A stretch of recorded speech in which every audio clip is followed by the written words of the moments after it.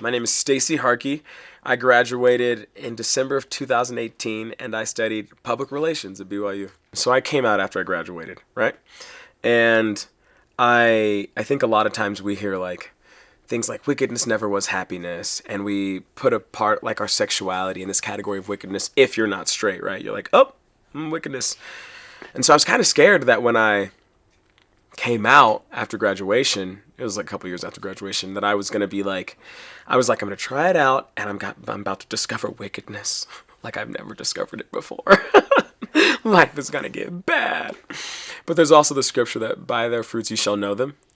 And what I found was that the more I embraced who I was, not even talking about intimacy at all, you know what I mean? The more I embraced who I was, the happier I became, and the more I could help other people. It was almost like, it's like the airplane analogy where it's like if the airplane starts going down, you got to put your stuff on first before you can help anyone else. Because if you get knocked out, not only are you out, but you can't help anyone else. So I was like finding that, I'm like finally giving myself oxygen in a way I never did. And I was finding that like fire, like passion for life was just like starting to roar. It's cool. Oh man. I was a wee lad. I'm just kidding. I first realized I was gay. I mean, it was, I talk about it like I talk about faith. You know what I mean? There's like, in the LDS faith, it's like, faith can be like a switch going on and you're like, oh, the light's on. Or faith can be like the slow rising of the sun, you know? I think mine was like the slow rising of the sun, where it's like, when I was younger, I knew something was different and I knew it was bad, but I didn't really have words for it. And over time, I think I just got a couple more clues and a couple more hints, and I knew that, I struggle with same gender attraction eventually, but it's just like a phase, maybe. It'll go away once I kiss a girl. Didn't happen, reader. Didn't happen. And then over time, eventually, by the time I got back from my mission, and I was like, it is now time for me to multiply and replenish the earth. The sun had risen, and I was like, all right, let's analyze the facts here. Let's look at this, you know. So I kind of at that point acknowledged, I was like, let's put a word to this. I came out just a couple years. I came out 4 years after I graduated. So I graduated in 2014, winter of 2014. Oh, happy day to be done with college, right? And then I came out in 2018. And between that time, I was working on a show called Studio C, which was like growing in popularity. We were just like climbing close to 2 million subscribers on the channel. We were just like it was going well. And I felt a lot of pressure from this community. I didn't want to like let people down, and I didn't want to hurt the people I was working with, and I didn't want to like, lose everything I'd worked for. But let me tell you, you can't, at that point, I couldn't keep it to myself anymore. I just couldn't and be healthy and happy. So I came out in 2018. I wrote December of 2018. We're coming up.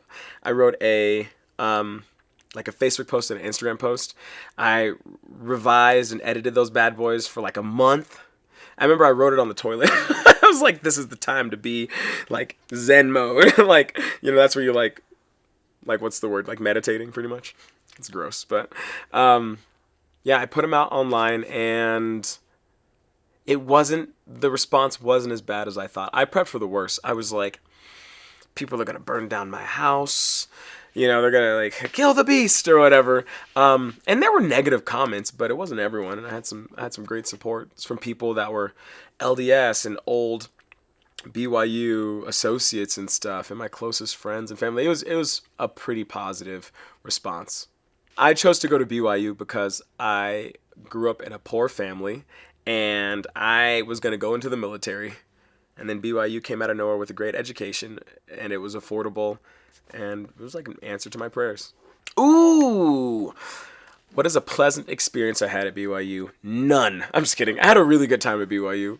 I think we were talking about this earlier. I really loved BYU. I had a lot of awesome opportunities. I met a lot of really great people. I had a lot of fun, and I feel very prepared to jump into the professional world. And so my whole BYU experience was just great. But I also wasn't really grappling with my sexuality like that in BYU. I'd like stuffed it away. So I was like not worrying about that. And I was just like living my best life in other ways. I guess I was trying to date women, but so sorry to all the women I tried to date. You were all amazing. It's not you, it's me. Well, and that's actually kind of like, I guess I wasn't grappling with my sexuality in the term of like, I wasn't like, what do I do? I knew that the best thing for me to do was to stifle it and ignore it, which turned out to be a really bad idea, right? But that was years later. What I was, though, I was grappling with just like how I was going to fit into this mold. That was the tough part. Because I was like, I know my sexuality is wrong, and so I need to figure out how to make myself fit into this mold. And I got pretty close to marrying some women, but I was like, listen, I am not. I remember praying about it. I didn't want to go spiritual on everybody, but I was praying about it, and I was like, God, listen, I can't like experiment on a woman. I can't do it. You have to, like, I'm doing all I can. You have to do the rest. If this is what you want me to do, you have to help me, because I'm like, I'm doing everything I can. And like over and over again, it was just like, I felt like I was just hitting walls. I was trying to fit this mold of what it meant to like grow in the LDS faith and to be like a contributing, happy member of the church. And I was just like, it felt like doors were closed. It felt like it just wasn't for me, which was tough. I did eventually land on I guess I'll just be lonely my whole life, which was also terrible. Ooh, let's just say I'm the Elders Quorum president. I'm just kidding. I know 4 people that know me watch this and they were like, nah. But you know what? I think one of the cool things about coming out in a community where it doesn't feel like it's conventional, or it doesn't feel like this is the paved way to be happy, it really forced me to rely on the Lord. Like, I was like, all right, I'm hopping off the beaten path because I just can't walk on it anymore. It's not for me. I can't. And I'm gonna really need you to show me where I need to go, because I'm going into uncharted territory, at least for me. And so it actually like forced me, I feel, to strengthen my personal relationship with God and like how I see God. Honestly, it wasn't about religion as much as it was my spirituality and my personal connection with God, which was a really cool opportunity, actually, to say. It's like, I feel like it was tough, but it was also really beautiful, and I feel like I learned a lot of cool things. I feel like I'm in a way better place. I feel like I'm way happier, way more whole. You know what I mean? Life isn't perfect. Don't get me wrong. It's not like easier. In some ways, it is easier, but it's just like I feel more whole. I feel more capable.